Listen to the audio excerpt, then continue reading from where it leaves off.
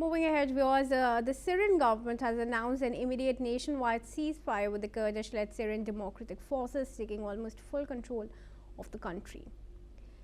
The ceasefire ends nearly 2 weeks of fighting and forms part of a broader 14-point agreement that will see the SDF integrated into Syria's military and state institutions. Speaking in Damascus, President Ahmed al-Shara said the deal would allow Syrian state institutions to reassert control over 3 eastern and northern governorates, al-Hasaka, Deir ez-Zor and Raqqa. This marks the biggest shift in Syria's control map since Islamist fighters led by Shara toppled President Bashar al-Assad in 2024. Residents of Tabqa and Raqqa have welcomed the move. Let's hear those statements. الحمد لله الله فرجها علينا وخلصنا من العصابة اللي كانت كابتة على نفسنا، والحمد لله احنا بألف خير من الله ونتمنى الخير لجميع أنحاء سوريا إن شاء الله. إن شاء الله اليوم يكمل الاتفاق ونحط إيدنا بإيد السوريين جميعا وإنه ما يظل دم ونمني البلد والاستقرار اللي صار إن شاء الله، إنه اليوم نسمع أخبار جيدة لسوريا الحبيبة إنه يكمل الاتفاق وخالص ما يظل مشاكل بسوريا.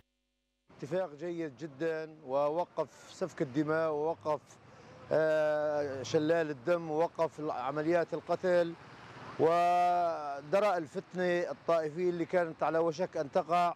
نتمنى لهذا الاتفاق التوفيق وأن تلتزم به جميع الأطراف.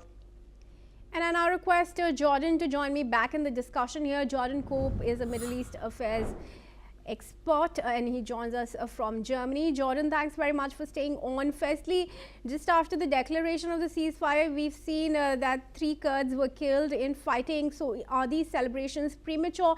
And do you think al-Shara has been able to appease Kurds enough for them to lose control of the oil fields and other resources near the Euphrates?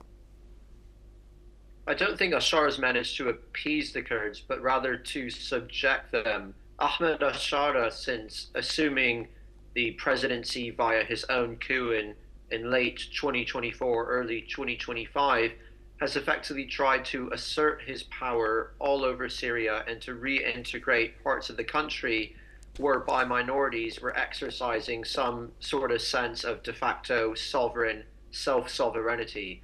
We first saw initially Ahmed al-Shara's men go and massacre Alawites in western Syria, making them bark like dogs, those who were, and I put this in quotation marks, lucky enough to have been arrested and not massacred on the spot.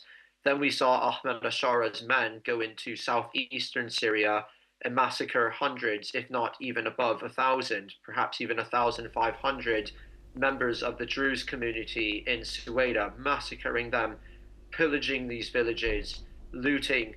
Now what we're seeing is Ahmed al-Shara's men ultimately trying to assert control over northeastern Syria, and they've now captured 3 pivotal provinces in Raqqa, Deir ez-Zor, and effectively al-Hasaka as well. It's a very concerning trend to see what Ahmed al-Shara's men are doing to minority peoples throughout Syria.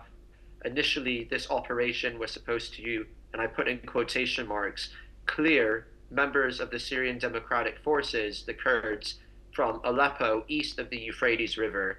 Now what we have seen is Ahmed al-Shara's men going across that river to once again attack Kurdish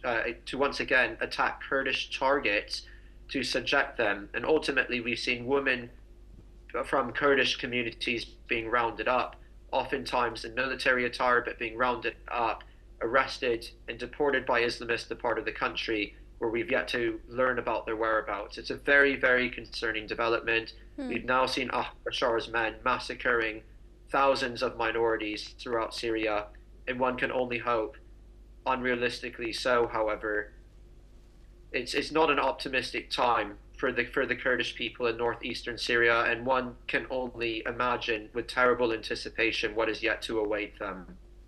Sure, Jordan, thanks very much then for joining us and for sharing your assessment with our viewers. Moving ahead, viewers, to cover some news from Spain. Prime Minister